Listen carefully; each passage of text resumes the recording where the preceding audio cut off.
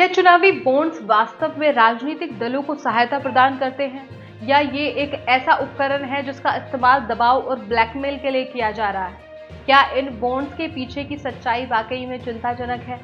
आज की इस खास प्रस्तुति में हम इन्हीं सवालों की तह तक जाएंगे। मोदी सरकार अपने काले करतूतों को पर्दा डालने का कोशिश कर रही है। एसबीआई कह रही है कि जुलाई तक हम आपको बताएंगे सब चीजें। क्यों इतना टाइम लगता है?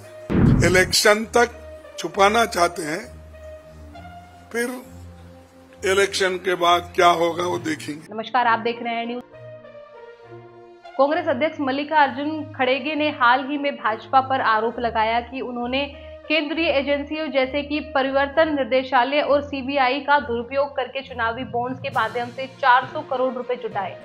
खड़गे ने मीडिया रिपोर्ट्स का हवाला देते हुए कहा कि ताजा जांच में पता चला है कि 45 कंपनियों ने उन पर पड़े छापे के बाद भाजपा को चुनावी बॉन्ड्स के जरिए दान दिया है और यदि भाजपा लोकतंत्र की परवाह करती है तो उसे अपनी वित्तीय स्थिति पर एक श्वेत पत्र जारी करना चाहिए। खड़गे ने आरोप लगाया कि क्या यह ब्लैकमेल, उगाही, लूट और दबाव था जिससे अधिक दान प्राप्त किया जा सके।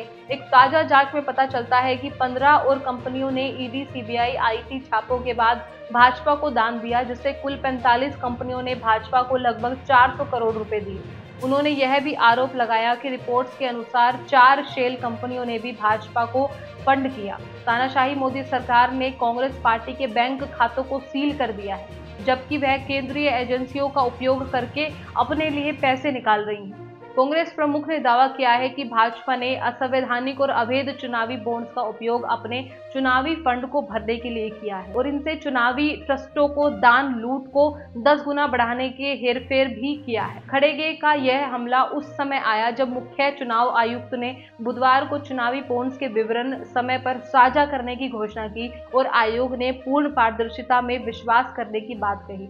यह उल्लेखनीय है कि भारतीय स्टेट बैंक ने मंगलवार को शीर्ष अदालत को बताया कि 1 अप्रैल 2019 से 15 फरवरी इस वर्ष तक कुल 22,217 चुनावी बॉन्ड्स दानकर्ताओं द्वारा खरीदे गए हैं, जिनमें से 22,030 को राजनीतिक दलों द्वारा बुनाया गया था। चुनावी बॉन्ड्स का मुद्दा न केवल राजनीतिक दलों के वित्त पोषण का प्रश्न है, बल्कि यह लोकतंत्र की पारदर्शिता और नैतिकता की भी परीक्षा है। जहां एक ओर इसे राजनीतिक दलों के लिए धन जुटाने का एक सुगम माध्यम माना जा सकता है, वहीं इसके दुरुपयोग की संभावनाएं भी उतनी ही बढ़ जाती है।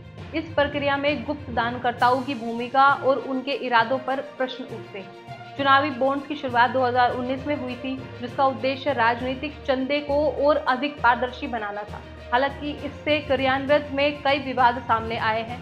खड़गे ने आरोपों में यह स्पष्ट होता है कि चुनावी बॉन्ड्स का इस्तेमाल राजनीतिक दलों के लिए अवैध धन जुटाने के साधन के रूप में हो सकता है। यदि चुनावी बॉन्ड्स के इस्तेमाल में पारदर्शिता और नियमन की कमी रहती है तो इससे राजनीतिक दलों के बीच असमानता और भ्रष्टाचार को बढ़ावा मिल सकता है।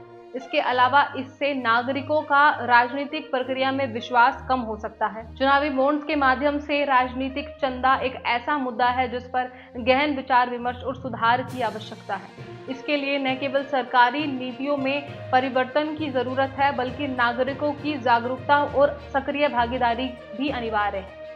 हमारी अगली वीडियो में हम चुनावी बॉन्ड्स के विकल्पों और राजनीतिक चंदों के अन्य सुरक्षित तरीकों पर चर्चा करेंगे। क्या इसके लिए कोई बेहतर प्रणाली संभव है?